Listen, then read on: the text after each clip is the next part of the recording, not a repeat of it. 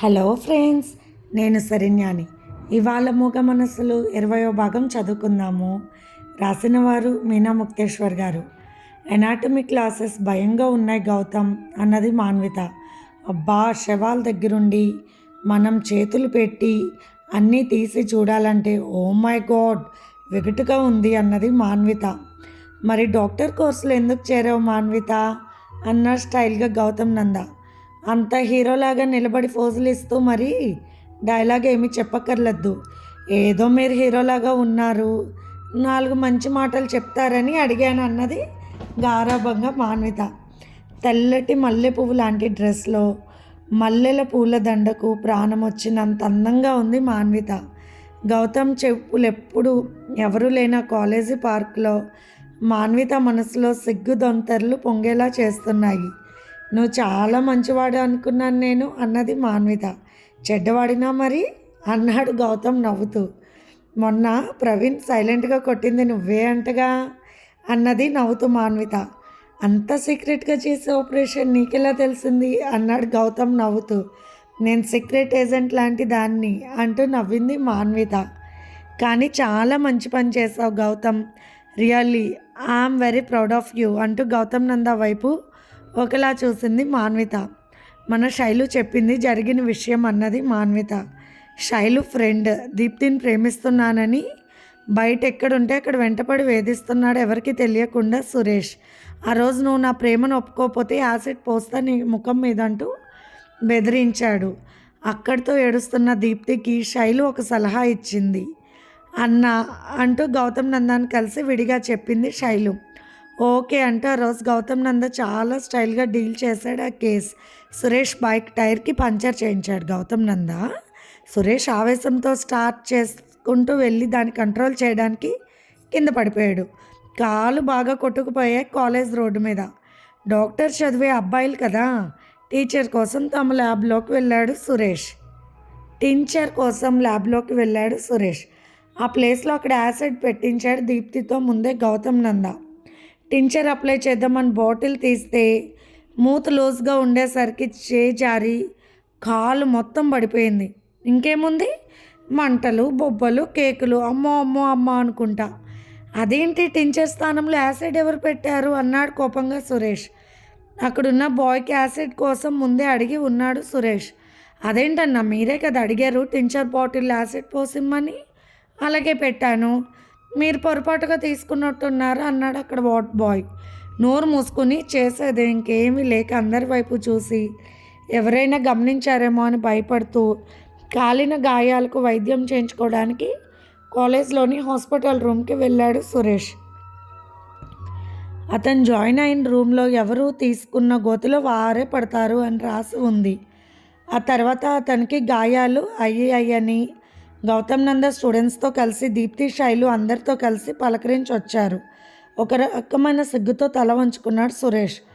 అమ్మో, యాసిడ్ బాధ ఎలా భరించారు సురేష్ అన్నాడు గౌతమ్ నంద. ఇంకా నయ్యం, అదే ముఖం మీద పడితే అన్నాడు గౌతమ్ నంద జాలిగా. Shailu Deepti second year students. Shailu ముందు నుంచి మాన్వితకు సీనియర్ ఫ్రెండ్ కూడా. అలా తెలిసింది మాన్వితకు. మనిషే కాదు, మైండ్ సెట్ కూడా హీరోదేరా బాబు. మంచి మార్కులు వచ్చి డాక్టర్ కోర్స్ చదువుకోలేని కొంతమంది స్టూడెంట్స్కు తన డబ్బులు డొనేట్ చేశాడు గౌతమ్ నంద. అప్పుడు వచ్చి వారి ముఖాల్లో వచ్చిన సంతోషం చూసి తనకు ఆనందం కలిగింది. అవును, ఎదుటి మనిషిలో సంతోషం చూస్తేనే గౌతమ్కు ఆనందం కలిగేలాగా అలవాటు చేసుకున్నాడు. ఆ విషయం తెలుసుకున్న మాన్విత అప్పటి నుండి గౌతమ్ నందాను ఆరాధించడం మొదలుపెట్టింది. ఎదుటి మనిషి సంతోషంలో తన సంతోషాన్ని చూసుకోగలగడం చాలా మంచి అలవాటు. అందరూ ఆనందంగా ఉంటారు, మనం ఆనందంగా ఉండొచ్చు. ఏంటి అలా చూస్తున్నావు అన్నాడు మాన్విత వైపు చూస్తూ. ఒకవేళ రాస్కెల్కి అసలు నిజం తెలిస్తే అప్పుడెలా అన్నది గౌతమ్ నందాను చూస్తూ భయంగా మాన్విత. కొంపతీసి నువ్వు చెప్తావా ఏమిటి అంటూ నవ్వాడు గౌతమ్ నంద. ఎందుకు చెప్తాను, మా ఆడవాళ్ళకు మంచి పని చేశారు కదా, స్త్రీ జాతిని ఉద్ధరించడానికి అవతారం ఎత్తిన మిస్టర్ గౌతమ్ నంద. ఆ శ్రీకృష్ణుని మహారూపం కదా అంటూ అందంగా అభినయిస్తూ నవ్వేసింది మాన్విత. మరింకేం, శ్రీకృష్ణునికి చక్రాయుధం ఉండనే ఉందిగా అంటూ నవ్వేశాడు గౌతమ్ నంద. ఇంతలో శేషు వాళ్ళందరూ వచ్చారు. మన కాలేజీలో ఫంక్షన్కి నాటకం వేస్తున్నారు. అందరూ విశ్వామిత్రుడి క్యారెక్టర్కి గౌతమ్ నంద పేరు చెప్తున్నాడంటూ నవ్వాడు శేషు. మేనక ఎవరు అంటూ తిప్పుకుంటూ మాట్లాడింది మాన్విత. ఇంకెవరు నువ్వే అంటూ నవ్వేశారు అమ్మాయిలంతా. అమ్మో, నేను ఈ కాలేజీలోకి కొత్తగా వచ్చిన దాన్ని. ఈయన గారు బాగా చదువైపోయి వెళ్ళైపోయే ఆయన. మా ఇద్దరికి ఎలా బాగుంటుంది అంటూ ఒక రకంగా చూసి నవ్వింది మాన్విత. గౌతమ్ నంద పర్సనాలిటీకి ఆయన పక్కన మేనకళ నటించినంత అందం అభినయం ఎవరి దగ్గర ఉన్నాయి అంటూ నవ్వేశారు అమ్మాయిలందరూ. అప్పటి వరకు కాలేజీలో సీనియర్ కాలేజ్ బ్యూటీ స్నిగ్ధ నేనున్నానుగా అన్నది నవ్వుతూ. అబ్బో అనుకున్నారు అందరూ.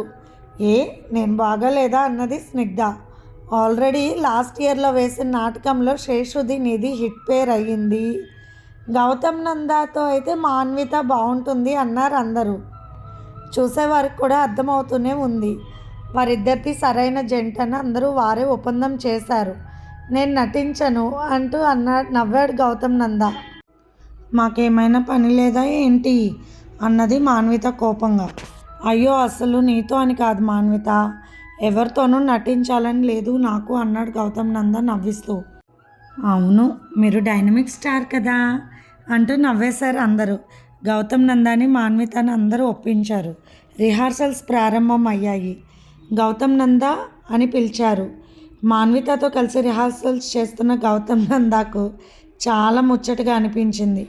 అసలు అమ్మాయిల చేతి స్పర్శ తెలియని గౌతమ్ నంద ఒక్కసారిగా మాన్విత చేతులు అతనికి తగులుతున్నప్పుడు అతని మనసులో ఏవేవో భావాలు పురివిప్పుతున్నాయి. మనిషిలో సైకాలజికల్గా జరిగే మార్పులన్నీ తెలిసిన వాడే కానీ ఆ అనుభవాలను కొత్తగా చవి చూస్తూ ఒక రకమైన అద్భుతమైన భావనలోకి వెళ్ళేవాడు. గౌతమ్ నంద కంటే బాగా యాక్టింగ్ చేయాలని శ్రద్ధగా నేర్చుకునేది మాన్విత. ఆమెలో అలాంటి భావాలు లేకుండా ఫ్రీగా చక్కగా రిహార్సల్స్ చేసేది. ఎందులో అయినా తను ఫస్ట్ రావాలన్న ఆకాంక్ష ఎక్కువ మాన్వితలో. 4th ఇయర్ బ్యాచ్ మొత్తం హౌస్ సర్జన్కి వెళ్ళిపోతారు. దానికి సంబంధించిన ఫంక్షన్ గ్రాండ్గా ఏర్పాటు చేశారు. అందరూ పాటలు, కవితలు, డాన్స్లు ఎన్నో చేశారు. ఇక గౌతమ్ నంద వాళ్ళ నాటకం వేయాల్సిన టైం వచ్చింది. ఒకసారి నటిస్తున్న మీ ఇద్దరు ఫ్రీగా మాట్లాడుకుని నటించండి అని చెప్పారు నాటక రచయిత. గౌతమ్ నంద మాన్విత ఉన్న రూమ్లోకి వెళ్ళాడు. అలా చూస్తూ ఉండిపోయాడు. మేనకల మాన్విత అందంగా రెడీ అయ్యి ఉంది. ఒక్క క్షణం చూపులు తిప్పుకోలేక అలాగే చూస్తూ ఉండిపోయాడు గౌతమ్ నంద. నిజంగా మేనక ఇలాగే ఉండేదేమో అని ఆలోచిస్తూ ఆమె వైపు అలా చూస్తూ ఉండిపోయాడు గౌతమ్ నంద. సరిపోయింది, విశ్వామిత్రుడు గారిని డాన్సులు వేసి మరీ లోపరుచుకోవాలని చెప్పారు, ఏమీ లేకుండా చూస్తూ ఉండిపోయారేమిటి, ఇది తర్వాత సీన్ కదా అంటూ నవ్వింది మాన్విత. అప్పుడు ఈ లోకంలోకి వచ్చాడు గౌతమ్ నంద. ఇంత బాగున్నాడో, ఒక ఋషిలాగా మేకప్ చేసినా కూడా చూసేందుకు కన్నులు చాలడం లేదనిపిస్తుంది గౌతమ్ నంద రూపం. విశాలమైన ఆయన ఛాతి భాగము అద్భుతంగా కనిపిస్తుంది. సింహం లాంటి శరీరతత్వం కలిగిన గౌతమ్ నంద పైన ఏమీ లేకుండా నటించాల్సిన పాత్రలో చాలా అందంగా అమ్మాయిల మనసులను ఇట్టే దోచుకున్నాడు. ఏమిటో దేనికి రెస్పాన్స్ అవ్వడి గౌతమ్ నంద. అతను కోరుకోవాలి కానీ ఇప్పటికప్పుడు అతని గదికి వెళ్ళిపోను అంటూ ఒక అమ్మాయి నవ్వుతూ ఉంది. మరి నువ్వు వస్తున్నావు అని తెలిస్తే తాళాలు కూడా వేసుకుని ఎటైనా పారిపోతాడు హీరో గౌతమ్ అంటూ నవ్వింది పక్కన అమ్మాయి. తెర తొలగి నాటకం మొదలైంది. తపస్సులో ఉన్నాడు గౌతమ్ నంద. ఇక మేనక పాత్రలో ఉన్న మాన్విత వచ్చే పాటకు అందంగా నాట్యం చేయటం మొదలుపెట్టింది. విశ్వామిత్రుని కోపభావాలు చక్కగా చూపిస్తున్నాడు కళ్ళు మూసుకున్న గౌతమ్ నంద. చివరికి కళ్ళు తెరిచాడు గౌతమ్ నంద. ఒరే బాబు, ఏమున్నావురా అంటూ నేను కూడా వెళ్తాను మేనకలా అంటుంది ఒక అమ్మాయి. అక్కడ కావాల్సింది మేక కాదు మేనక అంటూ నవ్వారు అమ్మాయిలు. నాకేం తక్కువ అన్నది ఆ అమ్మాయి. అన్నీ ఎక్కువే అంటూ నవ్వారు అందరూ. ఇక ఖైదీ సినిమాలోని పాట వస్తుంది.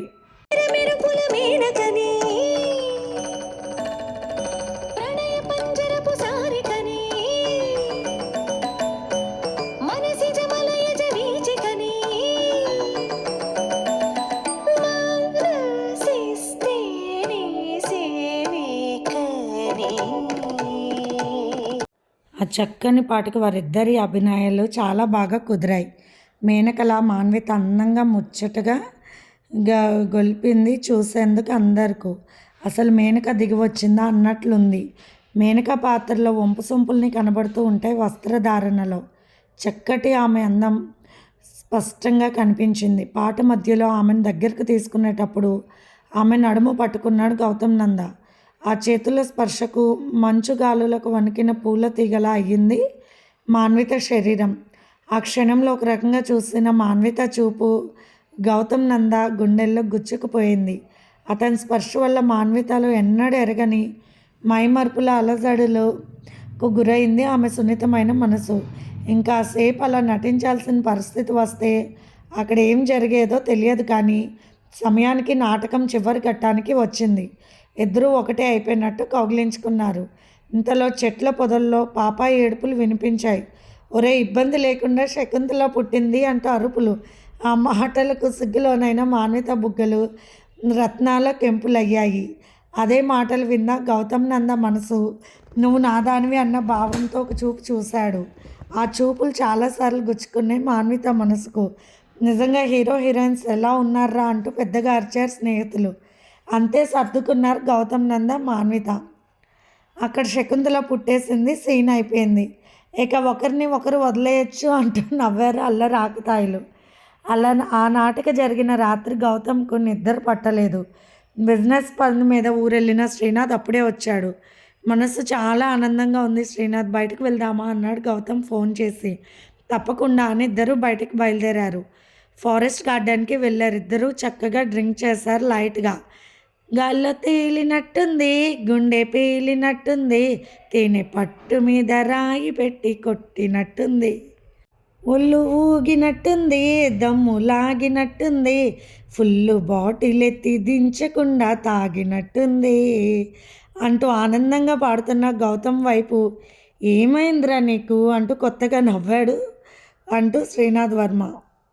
గౌతమ్ నంద మాట్లాడుతూ నవ్వుతూ ఏమి రాశాడో పాట, అబ్బా అబ్బా సందర్భానికి తగినట్టుగా ఉంది అంటూ దిల్కుష్ అయిపోయింది. ఏమని చెప్పండిరా, అది నీకెలా చెప్పాలి, ఫ్రెండ్ చెల్లెల్ని ప్రేమిస్తే తిప్పలు తప్పవు మరి అనుకున్నాడు మనసులో గౌతమ్ నంద. ఇంతలో టీవీలో ఐటమ్ సాంగ్ వస్తుంది. ఎందుకురా అంత పెద్ద హీరోయిన్కి గతి అంటూ నవ్వాడు గౌతమ్ నంద. డబ్బు కోసం రా అని నవ్వేశాడు శ్రీనాథ్ వర్మ. ఎవరితో ఎలాంటి ఫ్రెండ్షిప్ చేసినా కూడా మనస్ఫూర్తిగా ఫ్రెండ్షిప్ అనేది శ్రీనాథ్ వర్మతోనే. గౌతమ్ నందాకు బాధైనా సంతోషమైన ఇంకా ఏ భావాలైనా ఇద్దరూ పంచుకుంటారు ఒకరికొకరు. గౌతమ్ నంద అల్లరి ఆటలు పాటలు అన్నీ కూడా ఒక శ్రీనాథ్ వర్మకే సొంతం. ఎంతమంది స్నేహితులున్నా మనసులో ఉన్న అసలు మనిషికి నిజమైన స్నేహితుడు ఒకరుంటారు. అలాంటిదన్నమాట శ్రీనాథ్ వర్మ గౌతమ్ నంద స్నేహం. హీరోయిన్ నడుము భలే ఉంది కదా అన్నాడు గౌతమ్ నంద నవ్వుతూ. శ్రీనాథ్ వర్మ పైకి లేచి అటు ఇటు వెతుకుతూ ఉన్నాడు. ఏంట్రా వెతుకుతున్నావు అన్నాడు గౌతమ్ నంద. కాస్త మందు వేసుకుంటే వారిద్దరూ ఒరే ఒరే అని పిలుచుకుంటారు. ఇంకా ఓవర్గా కూడా మాట్లాడుకుంటారు, డ్యాన్స్లు వేస్తారు. ఏం లేదు, నాతో వచ్చిన నా ఫ్రెండ్ గౌతమ్ నంద ఎటు వెళ్ళాడని నవ్వేశాడు శ్రీనాథ్ వర్మ. నేనే కదరా నీ ఫ్రెండ్ని అన్నాడు గారాభంగా ఒకలాగా గౌతమ్ నంద. అవి కాదురా, నడుము ఇంకేదో అంటుంటే వీడు నా ఫ్రెండేనా అన్న డౌట్ వచ్చింది ఎందుకు అంటూ నవ్వేశాడు చిలిపిగా శ్రీనాథ్. మీ చెల్లి బాగుంది అంటే బాగోదు కదా, అందుకే హీరోయిన్ నడుము బాగుంది అన్నాను అని మనసులో అనుకున్నాడు గౌతమ్ నంద నవ్వుతూ. చిత్రంగా కనపడుతున్నావు, ఏంటో చెప్పరా అన్నాడు శ్రీనాథ్. ఇద్దరూ హ్యాపీ మూడ్లో ఉండి ఒక పెగ్గు ఎక్కువ తాగారు. ఒరే అడుగుతూ ఉండకురా, నిజాలు బయటకు వస్తాయి, తట్టుకోలేవు అంటూ నవ్వేశాడు గౌతమ్ నంద. ఎంతటి చక్కటి హీరోరా, నా ఫ్రెండ్ అని చెప్పుకోవడానికి గర్వంగా ఉందిరా అంటూ ముచ్చటగా గౌతమ్ నంద గడ్డాన్ని పట్టుకుని నవ్వుతూ ఉన్నాడు శ్రీనాథ్ వర్మ. ఇంతలో మాన్విత ఫోన్ చేసింది శ్రీనాథ్ వర్మకు. అరే నా చెల్లి, నా బంగారం అంటూ మాట్లాడుతున్నాడు శ్రీనాథ్. ఇలా మాట్లాడుతున్నాడేంటి ముద్దు ముద్దుగా అనుకుంది మాన్విత. ఏం చేస్తున్నారన్నయ్య, ఎక్కడున్నారు అని అడిగింది మాన్విత సందేహంగా. అరే ఇక్కడ ఒక పెద్ద ఇన్సిడెంట్ జరిగింది, అందుకే చాలా బాధగా ఉందిరా అంటూ ఒక రకంగా బాధపడిపోతున్న గొంతుతో అన్నాడు శ్రీనాథ్. అవునా, మరి నీకు హెల్ప్కి ఎవరు లేరా అన్నది మాన్విత అనుమానంగా. నా ఫ్రెండ్ నాతోనే ఉంటాడు, వాడు నా ప్రాణం అంటూ నవ్వాడు గౌతమ్ నంద వైపు చూస్తూ శ్రీనాథ్ వర్మ. చాలా బాగా మాట్లాడుతున్నావు అంటూ బొటన్ వేలు చూపించి మరీ నవ్వుతున్నాడు గౌతమ్ నంద. పక్కనే హోటల్ లాగా శబ్దాలు వినపడుతున్నాయి. వీళ్ళిద్దరూ డ్రింక్ చేస్తున్నారని తెలుసు మాన్వితకు. అన్నయ్య నిన్ను చూడాలని ఉందిరా, ఒకసారి వీడియో కాల్ చేయవా అంటూ గారాబంగా అడిగింది మాన్విత ఏమీ తెలియని అమాయకురాల్లాగా. నా చెల్లి, తల్లి లేని నా చెల్లి, దానికంటే నేను ఎంత ప్రేమరా గౌతమ్ అంటూ వీడియో కాల్ చేయబోతున్న శ్రీనాథ్ని వారించాడు గౌతమ్. ఉండరా నా చెల్లి, నా బంగారం అంటూ వీడియో కాల్ చేశారు శ్రీనాథ్ వర్మ.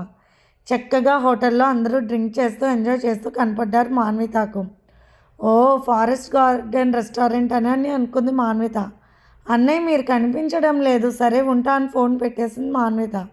పిచ్చి చెల్లి కనిపెట్టలేకపోయిందిరా అంటూ నవ్వుతున్నాడు శ్రీనాథ్ వర్మ. అయితే మనం ఏం చేసినా తెలియకూడదు పక్క వాళ్ళకి అంటూ నవ్వుతున్నాడు గౌతమ్ నంద. కొంచెం ఎక్కువైన శ్రీనాథ్ వర్మ ఇంట్లో పెళ్లి సంబంధాలు చూస్తున్నారా అంటూ నవ్వుతూ చెప్పాడు. అయితే త్వరలో శ్రీనాథ్ పెళ్ళికరుక అవుతున్నాడు అనమాట అంటూ నవ్వేశాడు గౌతమ్. నాకు ఇష్టం లేదురా పెళ్ళి అంటే ఏడుస్తున్నాడు శ్రీనాథ్ వర్మ. ఎందుకురా అన్నాడు గౌతమ్ మత్తుగా. ఆడవాళ్ళతో పడలేమురా, అప్పటికప్పుడే వచ్చి అంతా మేమే అంటారు. తల్లి లేదు, తండ్రి లేదు, చెల్లి లేదు, ఇంకెవ్వరు లేరు అంటారా. మొత్తం మేమే, మమ్మల్ని చూడాలంటారు అంటూ ముద్దుగా మాట్లాడుతున్న శ్రీనాథ్ వర్మ. అలా ఏం కాదురా, ఆడవాళ్ళు చాలా మంచి వాళ్ళు కూడా ఉంటారంటూ మాన్వితను ఊహించుకుంటూ ఉన్నాడు గౌతమ్ నంద. ఆ చక్కటి రూపు, ఆ వెన్నెల లాంటి చల్లటి చూపు, ఆ పారిజాత పరిమళాలతో పలకరించే చిరునవ్వు అంటూ కవిత్వం చెబుతున్న గౌతమ్ నంద మాటలకు అడ్డు వచ్చాడు శ్రీనాథ్ వర్మ. ఒరే ఇందాక నడుమన్నావు అన్నప్పుడు నేను గట్టిగా పట్టించుకోలేదు, ఇప్పుడు గ్యారెంటీగా నువ్వు ప్రేమలో పడ్డావు, అది నాకు తెలుస్తుంది. ఎవరో చెప్పమ్మా అంటూ బల్ల మీద గుద్దుతూ అడుగుతున్నాడు శ్రీనాథ్ వర్మ. ఒరే నువ్వు బల్ల గుద్దినా నెత్తి గుద్దినా నీకు చెప్పలేనురా అన్నాడు మత్తుగా గౌతమ్ నంద. ఎందుకు అన్నాడు ప్రేమగా గౌతమ్ నంద టీషర్ట్ కాలర్ పట్టుకుంటూ. సక్సెస్ అయ్యే పరిస్థితి వస్తే ముందు నీకే చెప్తా అంటూ నవ్వేశాడు గౌతమ్ నంద. ఇది ఫ్రెండ్స్ ఇవాల్టి ఎపిసోడ్. రేపు ఇంకొక ఎపిసోడ్తో మీ ముందుకు వస్తాను ఫ్రెండ్స్. బాయ్.